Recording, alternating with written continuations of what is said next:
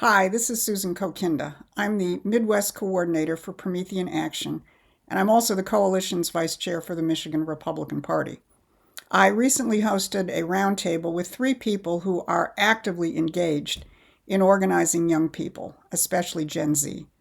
I want to share that discussion with you because I think it gives a sense of the powerful potential that the MAGA movement has among these younger generations. And obviously, that is accelerated in the wake of the assassination of Charlie Kirk and the very deep and profound response we've seen.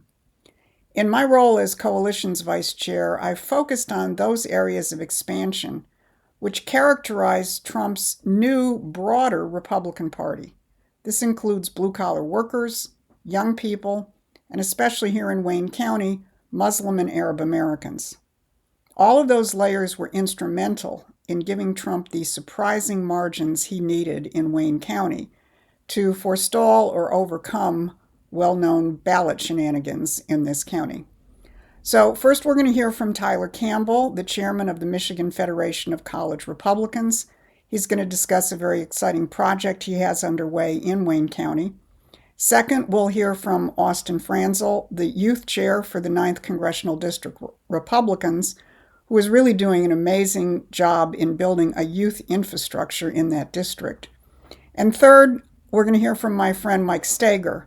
Mike is running for Congress in the Republican primary in the 11th CD here in Michigan. I've invited Mike on not so much as a candidate, but because he has spent the last couple of months going to campuses like Wayne State, U of M, Michigan State, and Oakland University and engaging the students in a very profound way. So I think this discussion among these three people is going to give you a lot of hope for the future. Hello, everybody. Yeah, based on what Susan's saying, how Wayne County was super important, the Dearborn area, this whole part of Michigan. What I've noticed when it came into the college Republicans is that we have a lack of a lot of chapters in this area for major schools. Eastern Michigan, U of M Dearborn, Detroit Mercy. These schools are very important for recruiting students in that area and also giving them a local place where they can go out and do activism.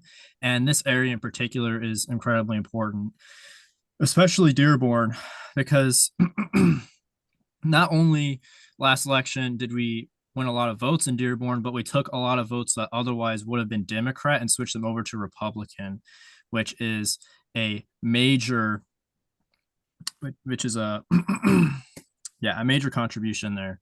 But what I've noticed is a lot of the party right now is not necessarily prioritizing this area, and that puts us at risk of losing it and the Democrats getting a hold there again. What we're planning now is we're calling it Operation Industrial Spirit, the industrial spirit of Detroit and that whole area.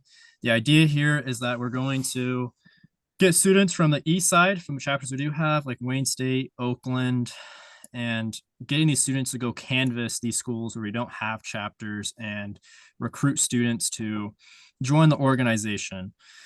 So we're thinking the first week of November, we're going to launch this operation. We have a sponsor for food so we can support the volunteers.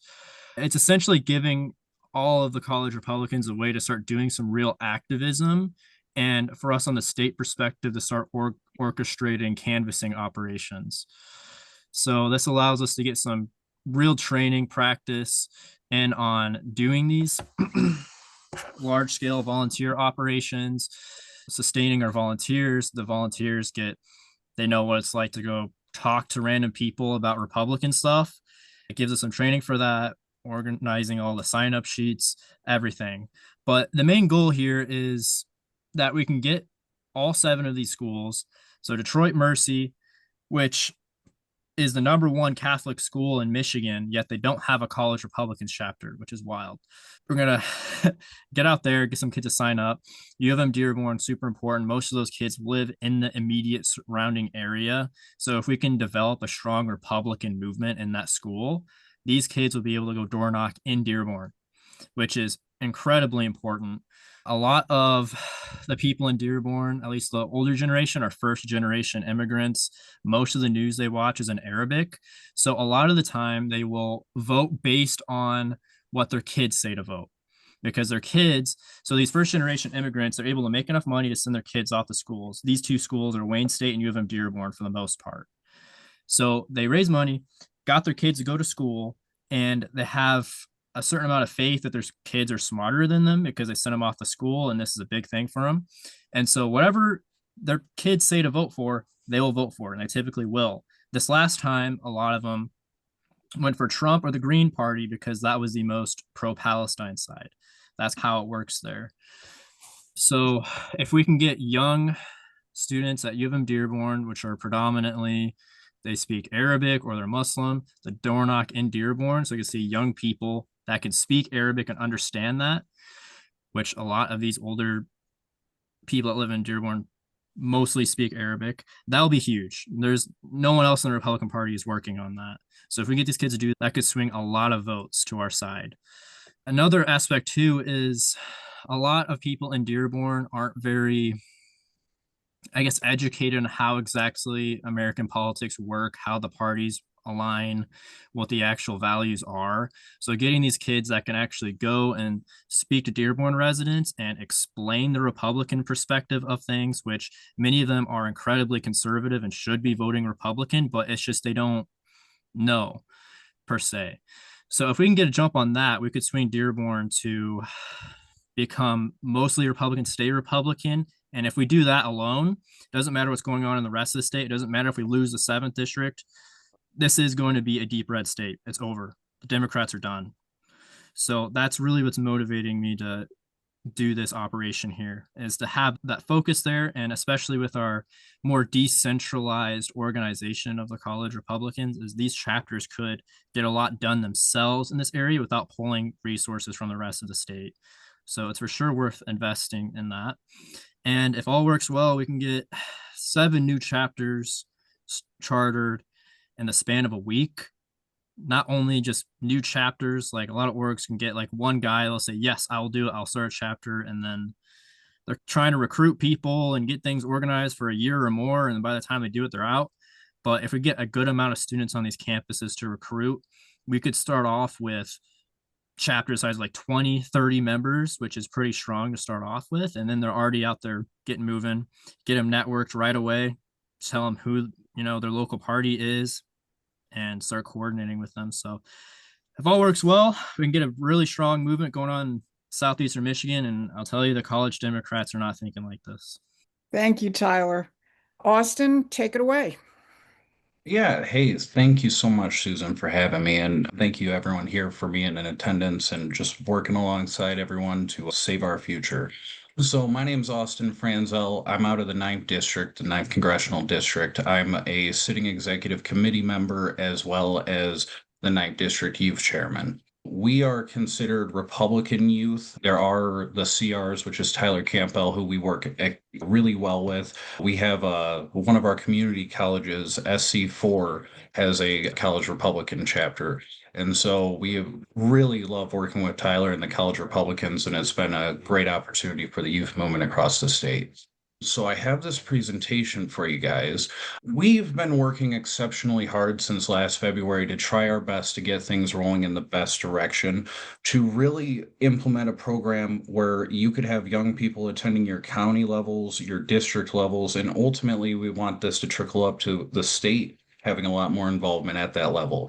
And so we feel like we've pieced together 2/3 of the puzzle, and we're really working on that last one and working with the state youth chair, Krish, in hopes that we can ferment this down a little bit more. But we've been doing a lot of things. We went to President Trump's Macomb rally, where we were very blessed to work alongside them as volunteers. Some of our members ended up doing Secret Service. We were the security for Secret Service. So that was quite an honor, sitting outside of Secret Service's office and guarding their area, watching this one liberal get kicked out. And as he's getting dragged away, President Trump goes, I don't know if that was a man or a woman, as I'm sitting there going, is that a guy or a girl? And just what a remarkable moment. And several of our members got to experience that just great day and work on the ground to make sure that it was as smooth as it could go.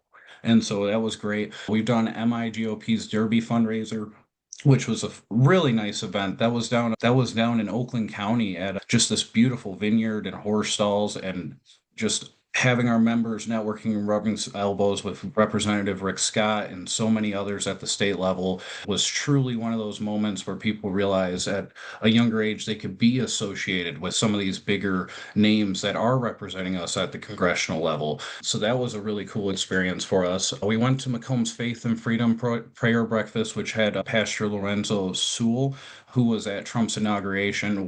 Wonderful contact. And just if you guys haven't met him, one of the best speakers I've ever heard, honestly, truly. He just has a way of really getting you to raise your fist and thump your knees around and scream hallelujah. I kid you not. Wonderful man.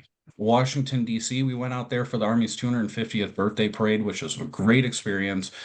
That was just something I couldn't tell my members we couldn't not go to. And we self-fundraise for everything. This was all out of our pockets. We were able to put this together, get a couple sponsors, and through the 9th District program, we were able to send 6 of us out to DC, rent an Airbnb, and get this experience down at our nation's capital, celebrating and honoring the Army's 250th birthday as well as Trump's birthday. We've done a couple other things that go along those lines. Another notable one would be the Mackinac Leadership Conference. We're just inspiring young Republicans to go and get involved. And Tyler, thank them. The college Republicans really helped us out with that. And that's through some of the connections that we can make through the youth movement. So we've been pushing for our young people to actually get involved, being participating members at your county, at your district, and hopefully trickling up. This breaks down our county executive committees through the county. We have 7 counties here in the 9th District. Lapeer, at the time, I've been the county youth chair for 2 terms now, so we are a little more established. St. Clair has been coming along and progressing really well. Macomb's chapter has actually been expanding really well lately. So we are considering bumping up some of these numbers. There are some chapters with just outliners at this time with 1 members, and we value them and we are encouraging them to continue to grow their county operations and offering any resources they need. This is sometimes, like Tyler put, a slow process. I remember my first 2 years as the Lapeer County Young Republican chairman. It was me, myself, and I, and just $100 that I was able to expand to $2,000. And then I think I just spent $5,500 on our Freedom Ball. So we've been growing, and it starts somewhere. It may not always go as fast as you want, but one person can really be the difference. We have a total of 63 youth members. We have a executive committee board that is 19 members at this current time. Those are our most active. And then the rest of them are what we call social members. They're the ones that come out to our Freedom Ball and bigger events where we really want community outreach. And Susan was there at the Freedom Ball. I would say we had about a 40% youth rate to a 60% older generations rate. And that was something to be really proud of. And so we've been growing this, and we've been making it convenient to be a Republican too. We don't ask them for their heart and soul, but we want them to come out every now and again and enjoy themselves. And so this was my 9th District board. We have filled that out immediately. Side note, yesterday at the Lapeer County level, we officially have created our first youth board at the county level. So that's a great achievement that we've been celebrating for the last 24 hours. The first county, to my knowledge, with a completed youth board, and I'm so excited to get the rest of these counties moving in the right direction. I'm hoping that Macomb and St. Clair come really quick. They have the members to do it, and I just talked to both of their youth chairs, so we're getting geared up for that. We go through and we've passed resolutions when we think things are wrong. In particular, this one, we thought there was a little bit of an overstep from the state youth chair, Krish Mathrani, on his next gen programs.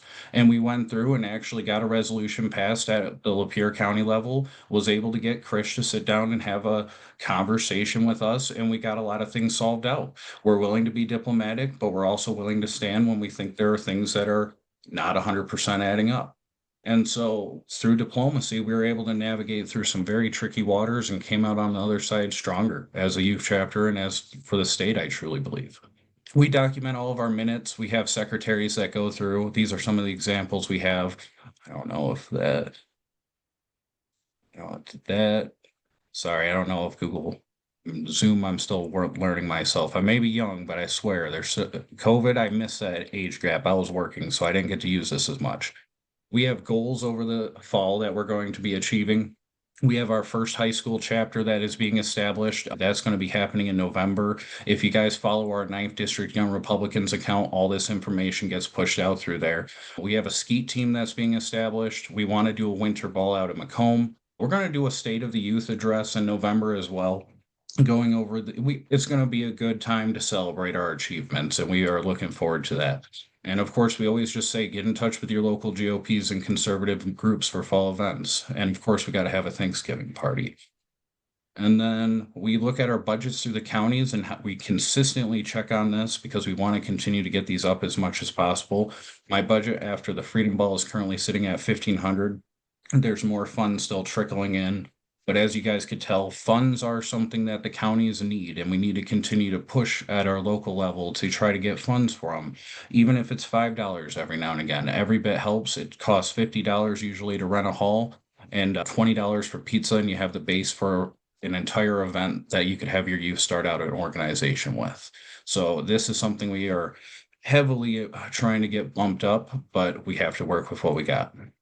And then we're just going to continue moving forward. We want to get every county as strong as possible in light of recent political climates and the tragic loss of Charlie Kirk.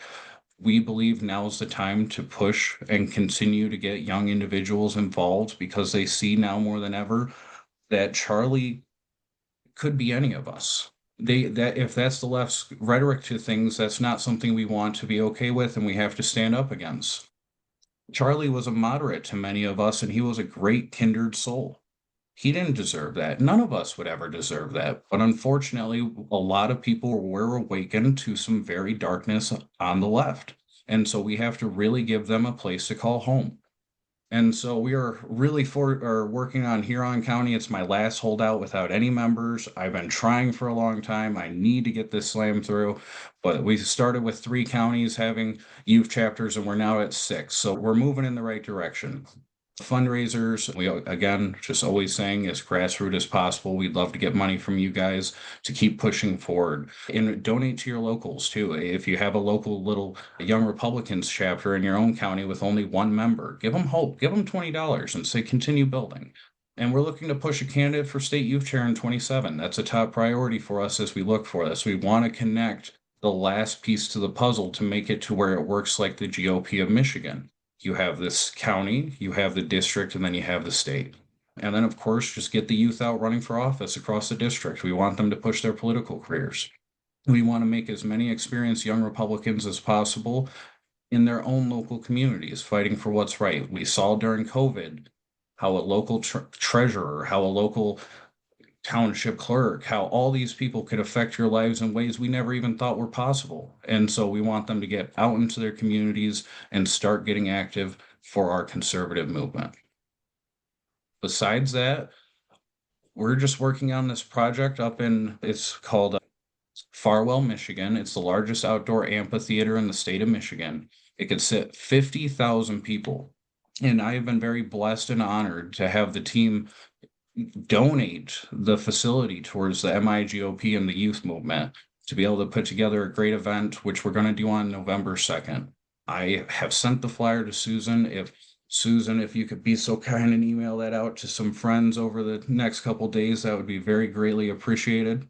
We're going to have church service at 4:00. It's going to be in honor of Charlie. Since we're asking people to come on a Sunday, we believe that we could offer a really nice church service there. It's going to be a community day with food trucks, and then we're going to have some good guest speakers come on about 6:30, and we're actually going to have fireworks as well. So we have a lot of high optimism for this, and I believe this is a good chance for people throughout the state to come together at a centralized location, honor the legacy of Charlie Kirk, unify ourselves, and really look towards 2026, because we have an election year coming up where we can't afford to not have the youth involved. We can't afford to not have your kids speaking up any longer. Michigan is a purple state, and we should be a red fortress. And we all know this. So we have to lock tight in on this, continue growing and developing these programs. And through the youth and through your guys' efforts, we're going to make Michigan a red kingdom. Thank you guys very much. Thank you so much, Austin. Mike, you're up. All right, thanks, Susan. Susan said I'm running in the 11th, and as Austin just said, this Michigan, I believe, is probably much deeper red, or at least red, as one person put it. The DOJ, this hasn't gotten a lot of fanfare, but the DOJ is now suing the state of Michigan for its voter rolls, which are the most bloated in the country. The next closest is Minnesota with 80% of eligible voters registered. I'm sure we've got some like election people on this call. Michigan has a voter roll of 105% of eligible voters on the voting roll. Jocelyn Benson has said, or Dana Nessel has said, in arguing this, that it's a privacy law. She can't hand over our social security numbers to the federal government. That's not going to stand. So a lot of things are in play that you wouldn't think, but it doesn't mean we don't have to grow and build this coalition. So this is one of the first deployments at Ann Arbor. This was before Charlie Kirk passed away, or sorry, was assassinated. Just give you a sense of some of the signs and engagements. This deployment led to speaking at the Turning Point event at University of Michigan, about 25 students. Really interesting. A lot of people that showed up had never been to an event before. Some kids were political but didn't want to express it. One young girl was very much a Christian and was never been political and thought that really to save her own soul, she shouldn't get political, which maybe is true, but at some point you have to save other people's souls too.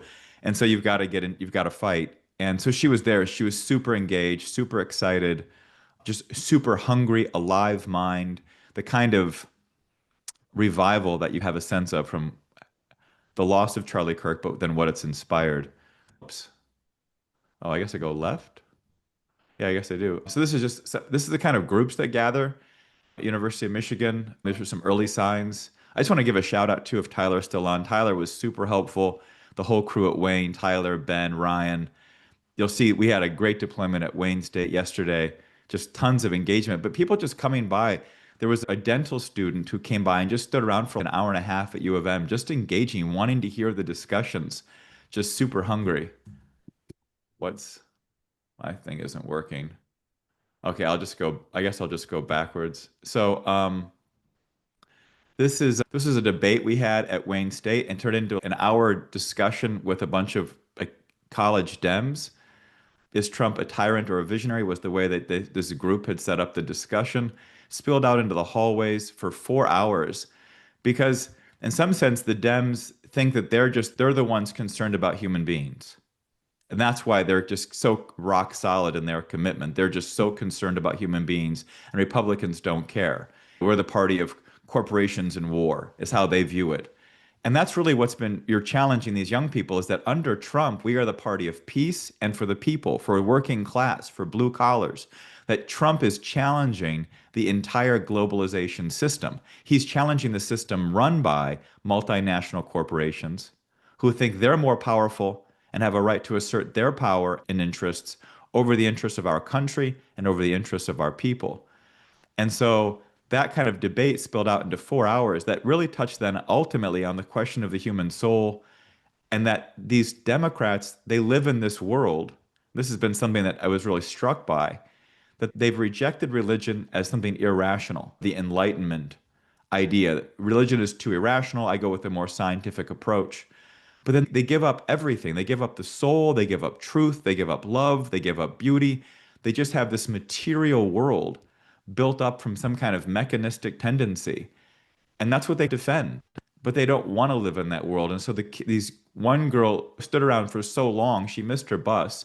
She went to go catch it, missed it, came back for another hour because she was just so hungry for a discussion that engaged the political process at a higher level, in depth, on issues that are not the kind of political footballs. And she's someone who works for, or at least interns for, a Democrat state rep up in Troy. Really interesting. And then the president of the college Dems were there. Tyler was there if he wants to say more. But it was interesting. These are some of the more later signs. We're getting at some of these conceptions that were coming up on the campuses. And we took these this is Oakland University. And again, this was 2 Thursdays ago, so about a week ago. And this was we set up within 15 minutes, and this crowd of 7 or 8 students just got stuck at the table. It grew to about 10 total. They were there for 2 hours, just peppering me with questions about economics, history, everything. Some kids just ask, what do you think I should do? What should I study? I'm studying economics. Do you think they're just hungry for where do we go? How do we address the problems of the country? How do we get things engaged? And so it's just, this was a deployment where three or four of these kinds of crowds, because of the way that the campus schedule is set up, you just get these groups of kids once the class gets out. And then after a while, after 2 hours, they finally dissipated. There's a half an hour break, and then another one forms, and then a 45-minute break, and then a third one formed. And they go for an hour and a half, 2 hours. Sometimes kids rotate in and out. This kid on the far right over here, just he didn't ask any questions. He just stood around for 2 hours just listening to figure out what's happening. Kids were volunteering to intern with my campaign. The kid in the middle with the backpack and the sweatshirt, he said, I'm not really for Trump, but I really like what you guys are discussing. Can you intern? So there's just a kind of excitement and engagement about it generally. And after this deployment, we got provoked. We saw this, which I don't know if you can read it. I can't read. Oops. It says, can we execute these two things? It was a young girl on campus. She took the photo of my friend Ben and I. Ben's in the hat with the Trump sweatshirt, trying to imitate the Charlie Kirk assassination. This created a bunch of publicity storm. The chair of the Oakland County Republican Party shared it out. It wasn't something that was shocking. I don't think anybody on the call will be shocked that something like this happened. It was a good thing, as we figured out, it was just some freshman girl with no political network. It wasn't some kind of viral thing on campus. It's dumb enough to post it on a public chat board. The file is at the prosecutor's office. She may get prosecuted for a misdemeanor. I don't know. And there's people calling for her expulsion from school. But mechanical engineering honor student, I guess trying to be cool. She's a Mamdani fan. But there's also kind of a penetration into the campus. We went back the next week. This was the sign we had on Tuesday at Oakland University. Had to go back. You can't let the threat scare you. Again, just these crowds of people coming around the table, totally provoked, and just a lot of people curious and engaged. But there were a lot more cell phones out. They were a little bit distant because of the weird attack and all the publicity from over the weekend. And then this was Wayne State yesterday, and it was just crazy.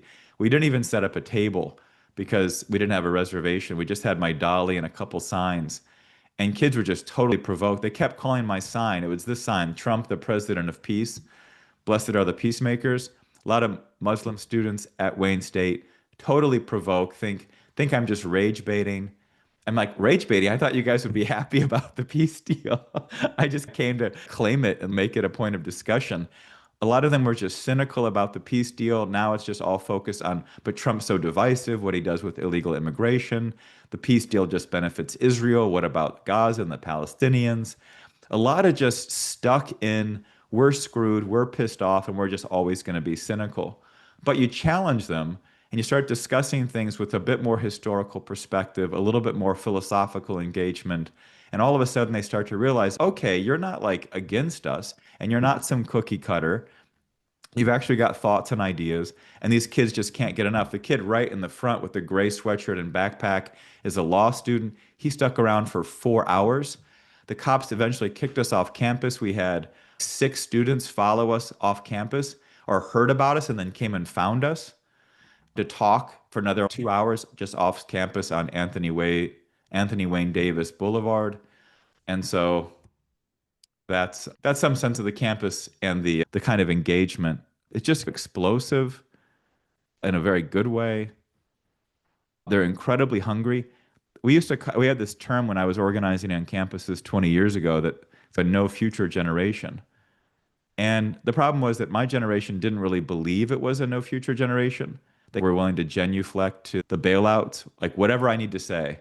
Oh yeah, climate change, Obama's cool. What do I need to say to get a job? And they just didn't really have the courage or the spine. And this generation has much more courage and a spine. They have much more of independent thinking. I would say, like from the Oakland University deployment last week, it just came across that the students really weren't compelled by either loud screaming voices on either side, but they have been incredibly provoked by the changes Trump has brought to the political dialogue over 10 years. They've become adults, young adults, during those 10 years and are just asking tons of questions and are really open to engage. But a common shared sentiment is they really know there isn't a clear future for their generation.